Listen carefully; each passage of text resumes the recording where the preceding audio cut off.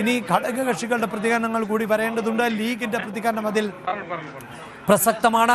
തെരഞ്ഞെടുപ്പിന് ശേഷം ഏറ്റവും ആദ്യം വി ഡി സതീശന് വേണ്ടി നിലപാട് സ്വീകരിച്ചത് തീർച്ചയായും മുസ്ലിം ലീഗ് തന്നെയായിരുന്നു. പാണക്കാട് സാദിഖ് അലി ശിഹാബ് തങ്ങൾ ഈ ജനവികാരം വി ഡി സതീശന് ലഭിച്ച അംഗീകാരമാണ് എന്ന് പറയുന്നു. പിന്നീട് തീരുമാനം വൈകിയതിൽ കടുത്ത അതൃപ്തിയിലേക്ക് പോകുന്നു.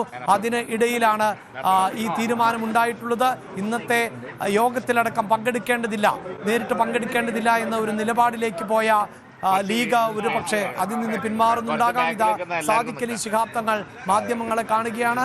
അദ്ദേഹത്തിന് എന്താണ് പറയാനുള്ളത്? ലീഗിന്റെ നിലപാട് എന്താണ്?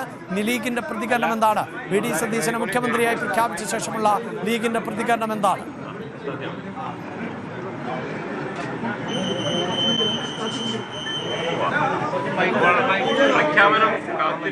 പ്രഖ്യാപനം വന്നു. സതീശന് കേരളത്തിന് മുഖ്യമന്ത്രിയായി AICC പ്രഖ്യാപിച്ചിരിക്കുകയാണ്. വലിയ സന്തോഷമുണ്ട്. അദ്ദേഹത്തിന് എല്ലാ വിധത്തിലുള്ള അഭിനന്ദനങ്ങളും നേരുകയാണ്.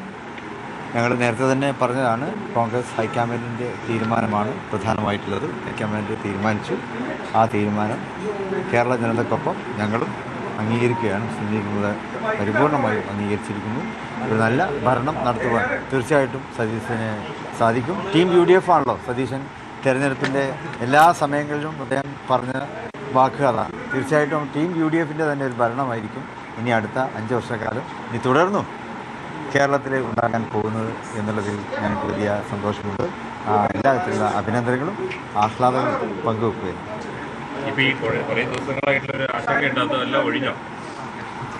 സ്വാഭാവികമാണല്ലോ. AICC ആണ് ഈ കാര്യത്തിൽ അന്തിമ തീരുമാനമെടുത്തത്. കോൺഗ്രസ് ഹൈക്കമാൻഡാണ്. ഹൈക്കമാൻഡ് ഈ കാര്യത്തിൽ ജനാധിപത്യപരമായിട്ടുള്ള എല്ലാ കാര്യങ്ങളും അവർ പരിശോധിച്ചുകൊണ്ടിരുന്നു. MP-മാർ, MLA-മാർ, എല്ലാ ജനാധിപത്യ പ്രക്രിയകളും അവർ വിശദമായിട്ട് തന്നെ അവർ ചർച്ച ചെയ്തു. ഞങ്ങൾ ഘടകകക്ഷികളുടെ തീരുമാനവും ഘടകകക്ഷികളുടെ അഭിപ്രായങ്ങളും ഒന്നിലേറെ തവണ അവർ ഞങ്ങളോട് ചോദിച്ചിട്ടുണ്ടായിരുന്നു. ഇന്നും ഖാർഗേജി ഞങ്ങളൊക്കെ വിളിച്ചു, ഞങ്ങളുടെ അഭിപ്രായങ്ങൾ ഞങ്ങൾ പറഞ്ഞു. അപ്പോൾ എല്ലാ ജനാധിപത്യ പ്രക്രിയയും പൂർത്തീകരിക്കാൻ കുറച്ച് സമയമെടുത്തു എന്ന് മാത്രം, അതല്ലാതെ മറ്റ് ബുദ്ധിമുട്ടൊന്നും ഉണ്ടായിട്ടില്ല. കേരള ജനത ഈ തെരഞ്ഞെടുപ്പിൽ ഒരു ജനവിധി ഉണ്ടായിട്ടില്ലല്ലോ. ആ ജനവിധിയെ മാനിച്ചുകൊണ്ടുള്ള ഒരു തീരുമാനമാണ് കോൺഗ്രസ് ഹൈക്കമാൻഡ്. തങ്ങൾ ക്ലിയർ ആയിട്ട് പറഞ്ഞല്ലോ. അല്ല ഇനി ഒരു അക്ഷരം കൂട്ടിച്ചേർക്കേണ്ടതില്ല.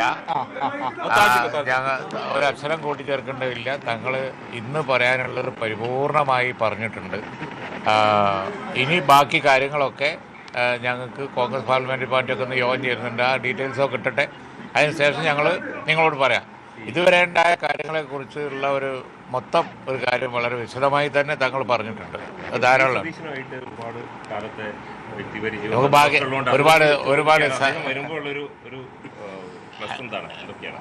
എല്ലാവരും നമ്മളെ സുഹൃത്തുക്കളല്ലേ. ഇപ്പം രാഷ്ട്രീയമായി പറയേണ്ടത് തങ്ങൾ പറഞ്ഞു കഴിഞ്ഞു. ഈ ഘട്ടത്തിൽ ഇനി കൂടുതൽ അതിന് വിശദീകരണം ആവശ്യമില്ല.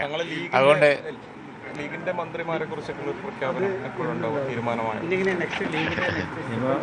അത് വൈകാതെ തന്നെ ഞങ്ങൾ പ്രഖ്യാപിക്കും. മിക്കവാറും സത്യപ്രതിജ്ഞ തിങ്കളാഴ്ച ആയിരിക്കുമല്ലോ ഉണ്ടാവുക. അതിനിപ്പോൾ മന്ത്രിമാരെല്ലാവരും കൂടി ഒന്നിച്ചുണ്ടാവുമോ ഘടകകക്ഷി നേതാക്കൾ മാത്രമാണോ എന്നറിയുകയില്ല. ഏതായാലും വൈകാതെ തന്നെ ലീഗിന്റെ മന്ത്രിമാരെ ഞങ്ങൾക്ക് പ്രഖ്യാപിക്കുവാൻ സാധിക്കും. അല്ല ഇപ്പൊ ഇന്നത്തേക്ക് ആവശ്യമുള്ളതൊക്കെ തങ്ങൾ പറഞ്ഞു. നിങ്ങൾ കൂടുതൽ ലീഗ് ആഗ്രഹിച്ചൊരു തീരുമാനം തന്നെയാണോ ഹൈക്കമാൻഡ് നടത്തിയത്? എന്താണ് പിന്നെ തങ്ങൾ മറുപടി പറഞ്ഞല്ലോ. അതിനുള്ള മറുപടി കേരളത്തിലെ ജനങ്ങളുടെ കാര്യം പറഞ്ഞല്ലോ. ഇനിയുള്ള കാര്യങ്ങൾ എങ്ങനെയാണ്? അതാണ് പറഞ്ഞത്. ഇനിയുള്ള കാര്യങ്ങളെ കുറിച്ചാണ് തങ്ങൾ പറഞ്ഞത്. ഇപ്പോൾ കോൺഗ്രസ് പാർട്ടി വൈകുന്നേരം യോഗം ചേരുന്നുണ്ട്. അതിനുശേഷം ബാക്കി ഡേറ്റുകളൊക്കെ ഷെഡ്യൂൾ ചെയ്ത് ഞങ്ങളെ അറിയിക്കുന്നതിനനുസരിച്ച് എല്ലാവരും ഒരുമിച്ച് ചെയ്യേണ്ട കാര്യങ്ങളല്ലേ. ഡേറ്റ് അതിനനുസരിച്ച് ഞങ്ങളും അതിൽ ബാക്കി കാര്യങ്ങളൊക്കെ ചെയ്യും. അതിൻ്റെ ഫോർമാലിറ്റി പ്രൊസീജിയർ എന്ന് പറഞ്ഞാൽ കോൺഗ്രസ് പാർട്ടി അതിൻ്റെ തീരുമാനങ്ങൾ എടുക്കും. ബാക്കി ഘടകകക്ഷികൾ അവർ ബന്ധപ്പെടും. നിയുക്ത മുഖ്യമന്ത്രി ബന്ധപ്പെടും. അപ്പോൾ പിന്നെ അതിൻ്റെ ഫോർമാലിറ്റി ഗവർണർക്ക് കത്ത് കൊടുക്കലും കാര്യങ്ങളൊക്കെ നിങ്ങൾക്ക് അറിയാലോ. അതൊക്കെ പ്രൊസീജിയറാണ്. അതതിൻ്റെ മുറക്ക് നടക്കും. ഇപ്പോൾ ഈ ഘട്ടത്തിൽ പറയേണ്ട എല്ലാ കാര്യങ്ങളും പാർട്ടിക്ക് വേണ്ടി സംസ്ഥാന പ്രസിഡന്റ് പറഞ്ഞു കഴിഞ്ഞു. അതുകൊണ്ട് ഇവിടെ നമുക്ക് അവസാനിപ്പിക്കാം. ബാക്കി ഒരുപാട് ഡീറ്റെയിൽസ് അതന്നെ പുറപ്പെടേണ്ട എപ്പോഴാന്ന് വൈകുന്നേരം അവർ വിവരം തരാമെന്ന് പറഞ്ഞിട്ടുണ്ട്.